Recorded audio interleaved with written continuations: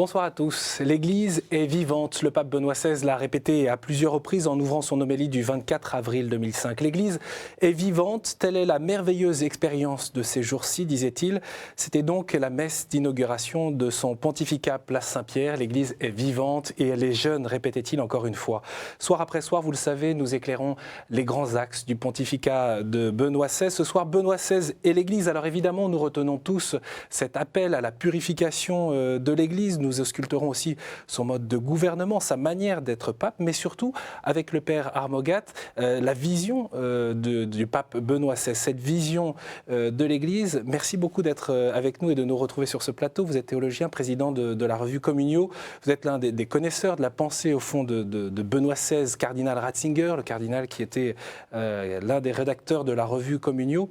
Je vous propose peut-être, pour commencer, père, notre réflexion et puis ce regard sur ce pontificat, d'écouter un extrait de Benoît XVI lui-même. Il donnait cette homélie à Brescia, cette ville natale du pape Paul VI auquel il était attaché. C'était lors d'une visite pastorale en 2009 et le pape a proposé une méditation sur le mystère de l'Église. On regarde. Je voudrais méditer aussi sur le mystère de l'Église, du temple vivant de Dieu, et donc rendre hommage à la mémoire du grand pape Paul VI, qui à l'Église a consacré toute sa vie.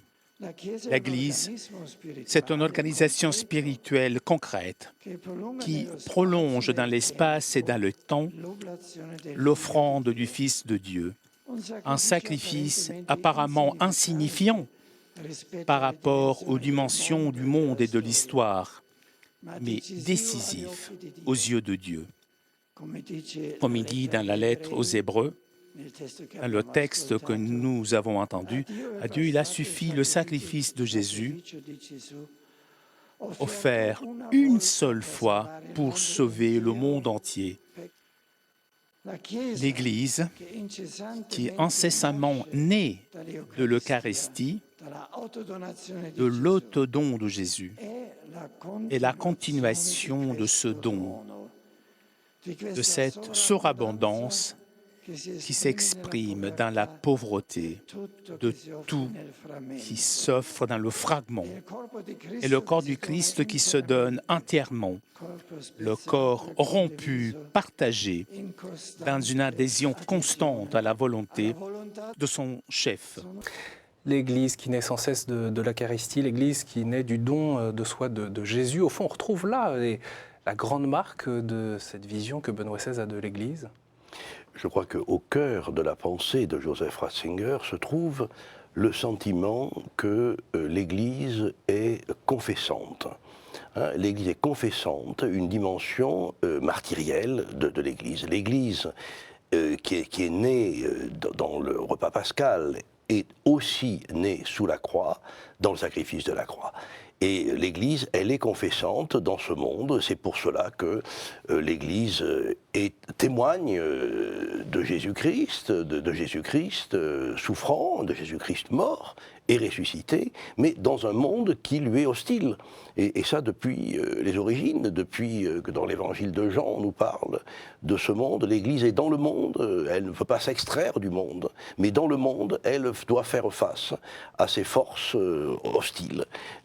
Et donc je pense que ce très beau texte, cette très belle méditation de Benoît XVI dans la ville natale de Paul VI qui a si profondément éprouvé ce mystère, surtout dans les dernières années, de la souffrance dans l'Église, c'est une très belle méditation qui nous a introduit à une réflexion sur le rôle de l'Église dans la pensée de Benoît XVI. Oui, d'ailleurs, dans son livre d'entretien Lumière du monde, il évoque bien cette manière de vivre en chrétien comme un résistant. Il l'explique aussi de manière très personnelle dans sa vie, dans son parcours, dans une Allemagne en plein bouleversement. Et il dit également dans Lumière du monde qu'il est important, il le rappelle, qu'il est important de ne pas concevoir l'Église comme un appareil, mais comme un organisme vivant qui découle du Christ lui-même. D'une part, s'il y a lumière du monde, c'est qu'il y a des ténèbres. Et donc, pour qu'on voit la lumière, nécessairement, il faut qu'il y ait des ténèbres. Et c'est en ce sens que l'Église est lumière pour le monde, non seulement lumière du monde, mais lumière pour le monde. Et puis en second lieu, l'Église, elle est comme un sacrement de salut, le terme est dans Lumen Gentium, pour le monde. Et donc c'est bien parce qu'elle est martyrielle, parce qu'elle est eucharistique, que l'Église peut se proposer. Et c'est en ce sens que toutes les analyses que nous pouvons lire depuis quelques jours de type politique manquent totalement leur but. C'est-à-dire, expliquez-nous. C'est-à-dire qu'aucun homme politique, à ma connaissance, ne va dire devant ses concitoyens « je ne suis plus en état de gouverner ». Nous avons des exemples en Europe, en Amérique du Sud, du contraire. Et voilà que Benoît XVI décide que, dans sa liberté, ses forces ne suffisent plus pour assurer la mission de Pierre. Et je crois qu'il faut un grand courage pour le dire, comme il a fallu un grand courage à Jean-Paul II pour tenir jusqu'au bout, et ça c'est le courage de l'héroïsme, il a fallu un grand courage, et ça c'est le courage de la soumission, à Benoît XVI pour déclarer devant le monde qu'il n'était plus en état d'assurer sa charge. En quoi cette décision du pape Benoît XVI peut révéler sa vision qu'il a lui-même de l'Église ? En effet, je crois que jusqu'au bout et jusque dans sa décision, de façon très cohérente, on ne va pas soupçonner la cohérence du discours de Benoît XVI, de façon très cohérente, il montre comment l'Église est un lieu de liberté et de vérité. Et je dirais que ce sont il y a 4 mots essentiels dans le monde moderne qui se retrouvent dans le pontificat de Benoît XVI: la liberté, la vérité, l'espérance et la confiance. Et je crois que ce sont ces 4 mots qui sont des mots extrêmement importants pour notre civilisation et notre monde. Et c'est ce qu'on trouve, la confiance. Benoît XVI le dit, l'Église est vivante, l'Église continue. La liberté, à commencer par la sienne. La vérité, y compris la vérité sur son propre état de santé. Et puis l'espérance, bien sûr. Très concrètement, Père Armogat, de quoi est fait le pape Benoît XVI ? Il a beaucoup travaillé, c'est un grand, brillant théologien, et au fond, qu'est-ce qu'il apporte aussi à l'Église par sa vision même et par sa manière d'être en Église et de faire vivre l'Église au fond? Il a raconté lui-même l'importance, dans ce premier année de séminaire, du grand livre du père de Lubac, Catholicisme, les aspects sociaux du dogme, qui lui ont révélé, alors le sous-titre aspects sociaux n'est peut-être pas bien compris aujourd'hui, mais qui lui ont révélé l'aspect de solidarité de l'Église non seulement comme corps du Christ, mais comme peuple de Dieu. Et non seulement comme peuple de Dieu, mais peuple de l'Alliance, et donc peuple de la communion. Et cette notion de communion qui est centrale dans la pensée de Benoît XVI, nous la retrouvons dans cette tension qui existe dans l'Église entre la liberté de chacun et l'adhésion de tous au dogme central. Et je pense que les incompréhensions qui ont pu avoir lieu, les tempêtes qui ont pu se produire dans la gouvernance, comme on dit, de Benoît XVI, sont liées à la très fine perception qu'il avait de cette tension à l'intérieur de l'Église entre la liberté des personnes et l'unité de la foi. Alors, prenons un exemple pour peut-être qu'on comprenne et un peu plus en profondeur précisément ce que Benoît XVI peut-être aurait attendu, aurait souhaité ou même a installé comme type de relation au sein même de l'Église. Nous le voyons très concrètement dans sa relation avec les évêques, dans cette tension entre le siège central et l'administration des diocèses.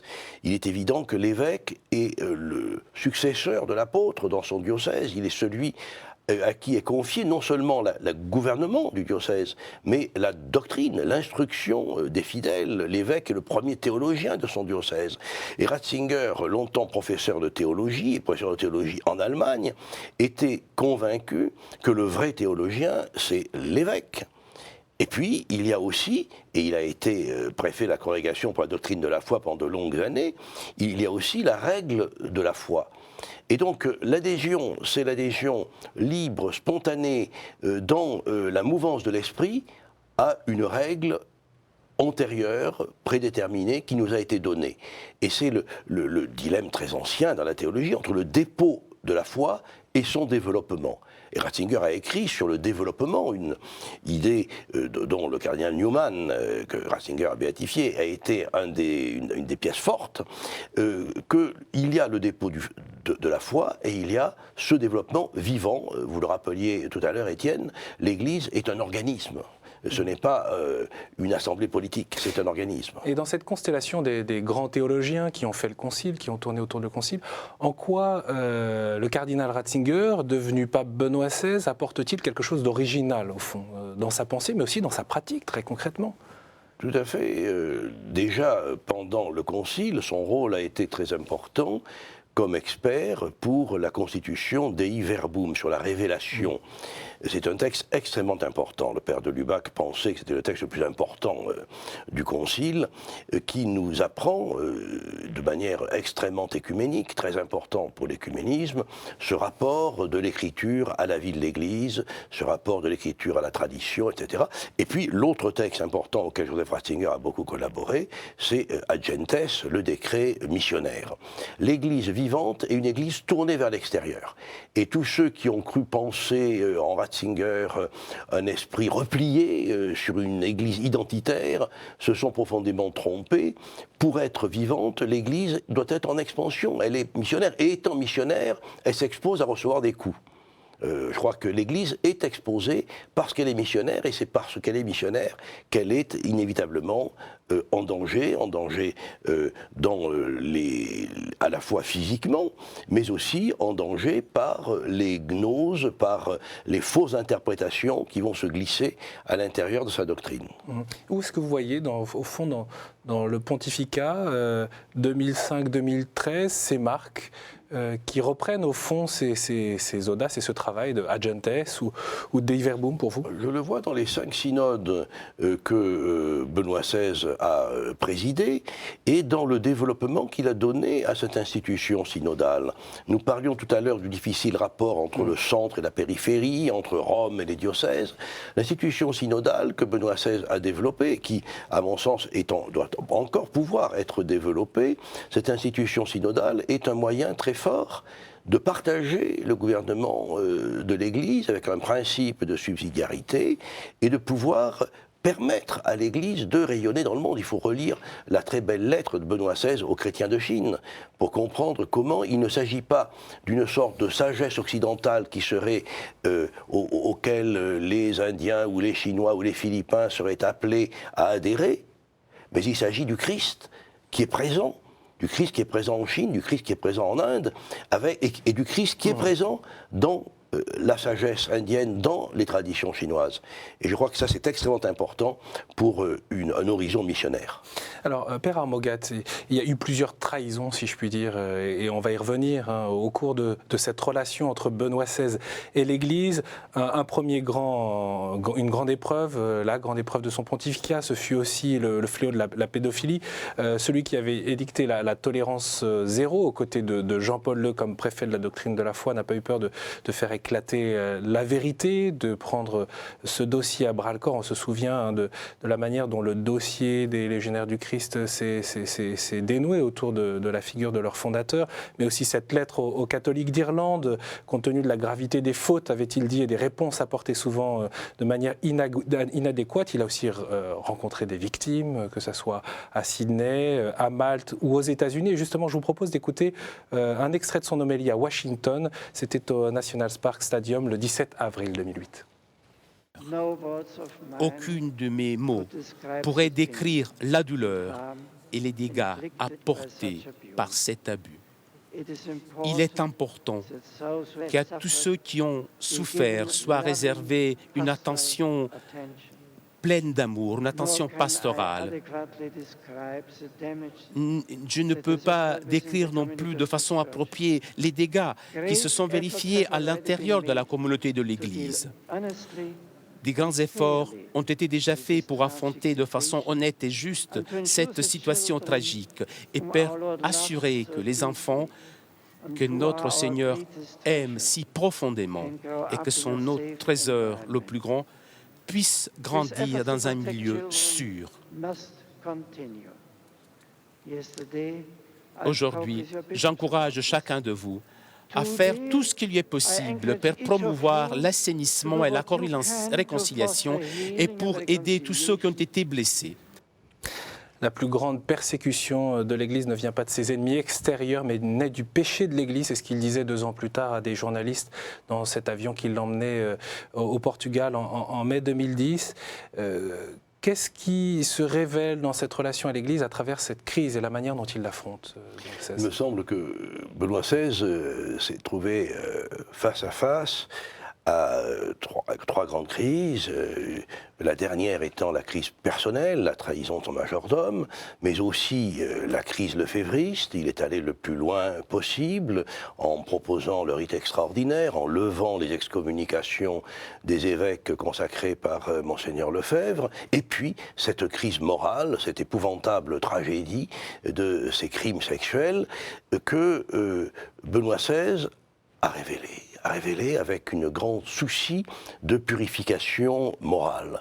Et donc il me semble qu'il a contribué en face de ces épreuves à la purification morale, à la purification doctrinale par l'herméneutique juste, l'interprétation juste du Concile Vatican II, et à la purification financière à l'intérieur de l'Église par le travail pour lutter contre le blanchiment, pour faire entrer l'État du Vatican dans la liste des États propres. On se souvient d'ailleurs de cette fameuse méditation en 2005 lors du chemin de croix. Il n'était pas encore pape et il parlait de cette Église comme une barque prête à couler, une barque qui prend l'eau de toutes parts. Pour vous, Benoît XVI a répondu de manière adéquate aux différents scandales et aux différentes crises auxquelles il était confronté? Je crois que dans ce court pontificat, ces 3 grandes épreuves que j'évoquais ont été l'occasion de révéler chez le pontife un grand sens de la vérité, un grand sens de la lumière, jetant la lumière sur des scandales qui avaient été occultés, les scandales sexuels dont vous parliez, les scandales financiers, la trahison qui a conduit à exposer son courrier personnel sur la place publique a aussi révélé en fait un homme très attentif aux personnes et dans la réaction même qui a été la sienne, un homme blessé dans sa personne, le pape comme une personne, le pape comme Pierre, pas seulement une institution, la papauté, mais une personne qui a été, et ce que nous avons entendu au National Parks à Washington le montre bien, horrifié par ce qui s'est passé, qui a été blessé par le comportement de certains dans l'ordre doctrinal et qui a été certainement blessé aussi par le comportement de ses proches. Lors de sa dernière grande concélébration à la basilique Saint-Pierre, c'était pour la messe des cendres, l'ouverture du carême, le 13 février dernier, il est revenu sur le visage de l'Église, un visage défiguré. Je vous propose de l'écouter. Cette prière nous fait réfléchir sur l'importance du témoignage de foi et de vie chrétienne de chacun d'entre nous et de nos communautés pour manifester le visage de l'Église et comme ce visage soit parfois défiguré. Vivre, je pense tout particulièrement à l'effort contre l'unité de l'Église, aux divisions dans le corps ecclésial. Vivre le carême dans une communion ecclésiale intense, en dépassant les individualismes et les rivalités. C'est un signe humble, précieux pour ceux qui sont éloignés de la foi ou indifférents.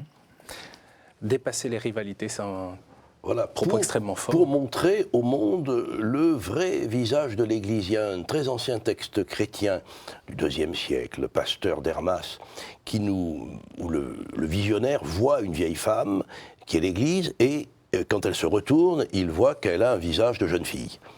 Et je pense que c'est bien ça, l'Église pendant 2000 ans d'histoire humaine, a accumulé des situations de péché, d'horreur, et toutes les repentances du monde ne pourront pas en épuiser le catalogue, mais elle a gardé à chaque instant, pour chaque conversion, pour chaque baptême, pour chaque figure de sainteté, une incroyable jeunesse. Pour quelle raison, à votre avis, Les cardinaux, en 2005, ont choisi le cardinal Ratzinger pour devenir pape. Et de quelle manière il a mis, en musique ce pourquoi il avait été désigné. D'ailleurs, dans son amélie de messe d'inauguration, il dit qu'il a été reconnu d'une certaine manière. Il disait comment reconnaître celui que le Seigneur veut désigner. Alors, le dessein des profonds des électeurs de 2005, je ne peux pas en parler, mais je rappellerai quand même que parmi les premiers mots du nouveau pontife, c'était « Je suis un humble ouvrier envoyé dans la vigne ». Et cet humble ouvrier, après avoir travaillé sous la chaleur du jour, se retire. Et je crois qu'il y a cette humilité constante qui est d'autant plus admirable que c'est un grand intellectuel et que je suis bien placé par autoconnaissance pour savoir que les intellectuels ne sont pas humbles. Ce qui peut surprendre d'ailleurs, il y en a beaucoup qui restent encore stupéfaits de cette décision et qui s'attendaient précisément, parce que Benoît XVI l'avait dit lui-même, qu'il ne fallait pas se dérober devant les loups. Il avait dit à cette messe d'inauguration, priez pour moi pour que je ne me dérobe pas devant les loups. Je crois qu'il y a là certainement un élément du mystère même de l'Église dont on parlait au début de cette émission. Et je pense je me rends compte en parlant avec beaucoup d'amis, qu'il va falloir du temps aussi au peuple chrétien pour comprendre cette décision tout à fait étonnante. Mais je pense que d'abord, pour la comprendre, il faut pénétrer dans ce que c'est que le mystère de l'Église et le mystère du service de Pierre. Et on ne peut pas, je le disais tout à l'heure, analyser ça en termes politiques. Père, je voudrais vous avez évoqué les différents points, la confiance, la liberté, la vérité, l'espérance, qui sont des éléments, des mots du pontificat qui sont essentiels. Je voudrais qu'on vienne sur celui de la vérité, d'autant plus que cette devise épiscopale, Cooperatores Veritatis, coopérateur de la vérité, il l'a vraiment incarné. Je vous propose un dernier extrait du pape Benoît XVI, c'était lors de la messe de clôture de l'année sacerdotale, donc en juin 2010, et il évoquait ce service de la vérité du pasteur qui use de son bâton pastoral et de sa houlette pour guider le troupeau qui lui a été confié. On écoute. Ton bâton me guide, ton bâton me rassure. Le pasteur a besoin du bâton contre les bêtes sauvages qui veulent faire irruption dans le troupeau, contre les brigands qui cherchent leur butin. À côté du bâton, il y a la houlette qui offre un appui et une aide pour traverser les passages difficiles. Les deux réalités appartiennent aussi au ministère de l'Église, au ministère du prêtre. L'Église aussi doit utiliser le bâton du pasteur, le bâton avec lequel elle protège la foi contre les falsificateurs, contre les orientations qui sont en réalité des désorientations. L'usage même du bâton peut être un service d'amour. On retrouve bien là le pape Benoît XVI, cardinal Ratzinger, qui parle du service d'amour tout en évoquant ce service de la vérité. Je crois que nos contemporains en France, par exemple, ont du mal à s'imaginer ce que c'est que le métier de berger. On a des visions de bergers musettes jouant dans des flûtes et lutinant avec des bergères. Le métier de berger est un métier difficile, de confiance. C'est celui qui défend son troupeau, celui qui donne sa vie pour son troupeau. Le vrai berger, alors que le mercenaire s'enfuit, le vrai berger va résister et donner sa vie pour son troupeau. Et alors, il est équipé d'un bâton, le bâton ferré, qui lui permet justement de taper sur les loups, et puis de la houlette, qui a un peu la forme de la crosse de nos évêques, et qui permet d'attraper une brebis, et surtout de ralentir les brebis, de façon, le soir, quand elles entrent dans le bercail, de les examiner l'une après l'autre. Ça permet d'attraper une brebis par le cou, et de voir si elle est malade, si elle est claudique, où est-ce qu'elle a mal. Donc le bâton et la houlette sont deux instruments différents. Le bâton est celui qui permet de défendre le troupeau contre les mauvais pasteurs, contre les loups déguisés en brebis. Et la houlette, c'est ce qui permet d'aider les brebis dans les passages difficiles. Le pape le rappelait. Et donc ce psaume 23 qui est admirable, où toute la tradition chrétienne se retrouve dans ce psaume 23, dans cette image du Seigneur qui est le berger. Et je pense que on a perdu le sens de ce mot, le bon pasteur, la pastorale, la théologie pastorale, tout ça, on a un peu oublié que c'est un métier difficile, un métier solitaire. Un métier solitaire, les bergers dans les grandes transhumances, ou les bergers dans le centre de la Sardaigne ou au Maroc se retrouvent souvent seuls le soir avec leurs chiens et la garde, la charge de ce grand troupeau. Pour vous, personnellement, Père Harmogat, quel apport Benoît XVI a-t-il fait à l'Église de manière décisive pour vous dans cette relation à l'Église si particulière ? Je crois que les deux choses, d'abord son enseignement qui mûrit par ses longues années comme théologien, comme expert, comme préfet de la congrégation pour la doctrine de la foi, cet enseignement a pu être divulgué, je dirais popularisé par les encycliques et puis surtout par ces 3 admirables bouquins sur Jésus qui ont vraiment rendu quasiment à la portée du peuple chrétien toute l'expérience théologique antérieure. Et la deuxième chose, c'est la personne. Il n'y a de pasteur que martyriel que dans le témoignage. Et je trouve que cet ultime témoignage d'humilité, de reconnaissance de sa faiblesse, me paraît être peut-être le plus grand don qui restera de ce personnage étonnant qu'est Joseph Ratzinger. Avec une sensibilité, une justesse humaine aussi, importante, qui a imprégné tout son pontificat. Et le sens juste de la responsabilité de l'humble ouvrier de la vigne. Merci beaucoup Père Harmogat pour cet éclairage sur cette relation entre Benoît XVI et l'Église. Cette émission bien sûr fait partie du cycle d'émissions Le Pontificat de Benoît XVI pour comprendre sa portée et sa pensée tout au long de ce pontificat. Vous le savez évidemment, les derniers jours du pontificat de Benoît XVI, c'est à vivre sur KTO et bien sûr sur Internet, www.ktotv.com. Très bonne soirée à vous.